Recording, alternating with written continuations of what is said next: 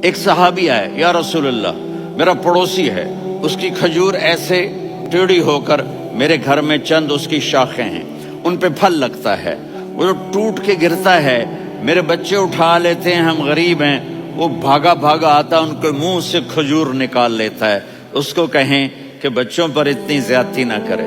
آپ نے اس کو بلایا، وہ منافق تھا، آپ نے اس سے فرمایا بھئی ایک سودا کرتے ہو؟ کہا جی کیا؟ کہا یہ کھجور مجھے دے دو اور اس کے بدلے جنت میں کھجور لے کے دوں گا۔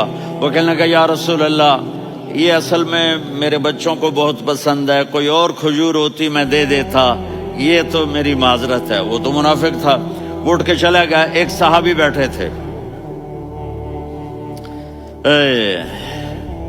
وہ کہنے لگے یا رسول اللہ اگر میں وہ کھجور لے کے دے دوں تو مجھے جنت میں لے دیں گے؟ ان کا نام ہے ابو الدحداح۔ آپ نے کہا ہاں تو مجھے لے کے دے دے میں تمہیں لے دوں گا۔ وہ اس کے پیچھے چلے گئے، اے بھائی کتنے میں بیچو گے؟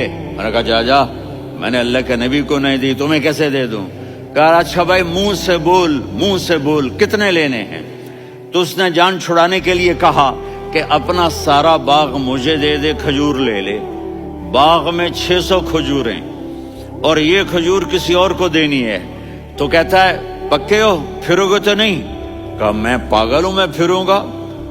مجھے 600 کھجوروں کا باغ مل رہا ہے۔ انہوں نے کہا ڈن، کھجور میری باغ تیرا۔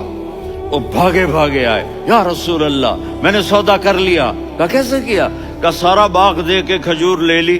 آپ نے کہا پھر میرا سودا بھی بدل گیا۔ کم من عدق رداح ودار فیاح لأبی الدحداح فی الجنہ۔ میرے ساتھی میں اپنی آنکھوں سے دیکھ رہا ہوں کہ اللہ نے تیرے لیے جنت میں ایک گھر نہیں محل بنا دیے، سینکڑوں، اور ایک باغ نہیں ہزاروں باغ تیرے لیے تیار کر دیے۔ یہ ہے ایمان کی نشانی، یہ ہے محبت کی نشانی۔